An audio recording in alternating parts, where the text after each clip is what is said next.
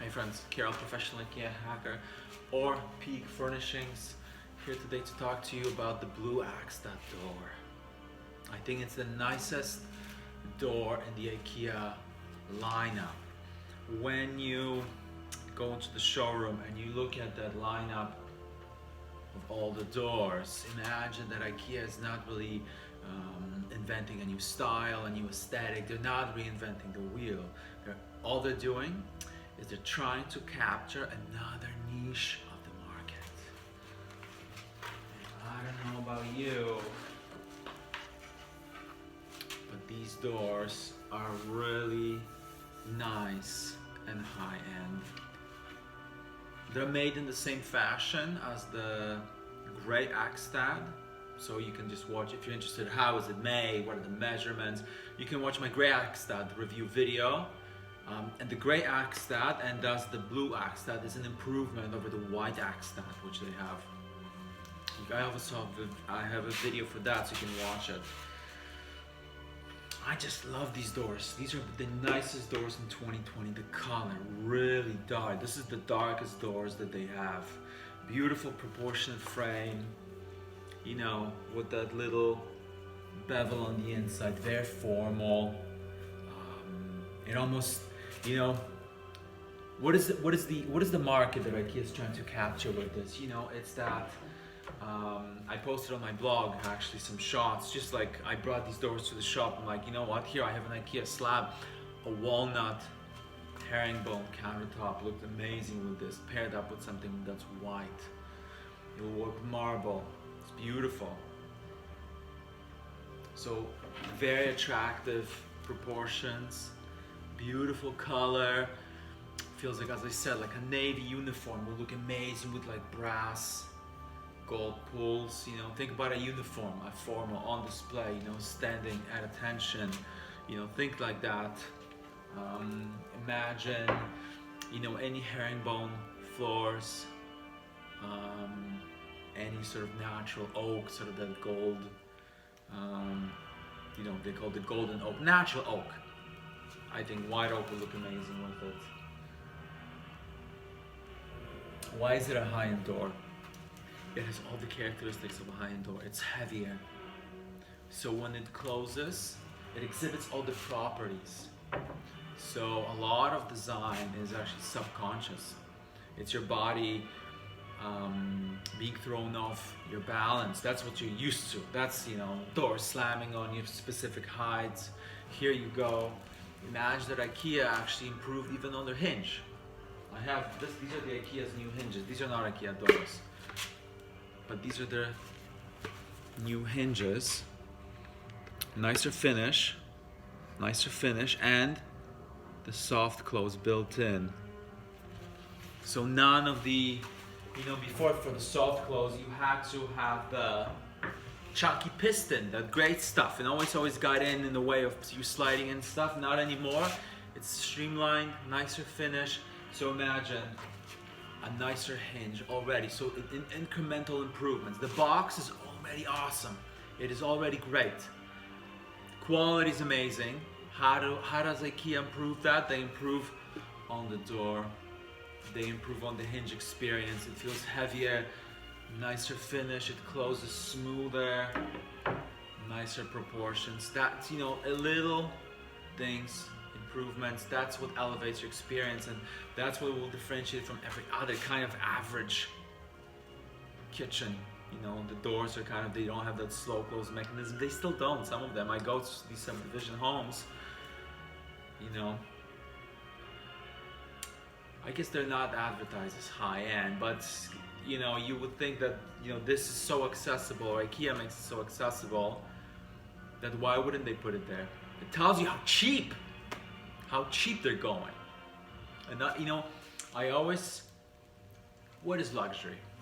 So not a day goes by that a new development is being constructed, a new house is being put up on sale, and it's advertised as luxury.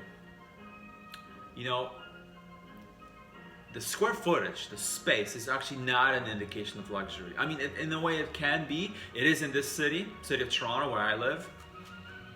You know, homes are built smaller and smaller. They have to be more efficient, more organized. You cannot get away with that. But what is luxury? And they say it's luxury. And the first thing I do is I go to the bathroom and I look at the glass that they have, or the glass they use, regardless whether it's for the railing, whether it's for the outdoors, whether it's for the mirrors in the bathroom, shower enclosures. There will always be some glass found in a home.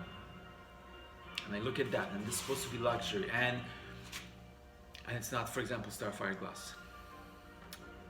If you are selling me a above $1 million home, sometimes more, and you're telling me something luxury, and I see that green gray glass in there, unless it's a conscious design decision, that means that whoever was quoting this is, I want to dive to the bottom. It's not luxury, it's the lowest cost possible. And it just looks gray. The whites are not white. And it's a $300 to $500 upgrade on a bathroom. How much did you spend on your bathroom right now? I bet it was costly. It's one of those, it's one of those cheapest upgrades you can do. This is what you go. You improve little things. The experience with the light switches. That's a nice light switch. Wow, nicer finish. Maybe you can get those screw. There's so much right now in pretty light switches, and designers know, and companies know, and they produce now for that tactile experience. Because this is a little upgrade. When you cannot have, acres and acres of space covered, then you go for those little upgrades where it's the light switch. It's the hinge on the door. This is actually a beautiful hinge. I 10 out of 10 will do it again. I just really like this. Everything's built in. Just a minimalist switch, very clean looking. Bloom. Bloom only makes it in Austria or Germany. The West. And then you get to pair it up with a door like that. So you not only have an amazing box experience, and the hardware, upgraded hinges, stuff where you look and you touch, and the door closes nicely, and you elevate all those little things. And you do an IKEA hack kitchen, some appropriate crown molding. There's always an aesthetic that exists with this door, so you don't have to be searching for it. I had a conversation with a client yesterday, and he asked me, so why, if I go with these doors, which are really nice, and remember, it's where you tell people what it is that they will believe.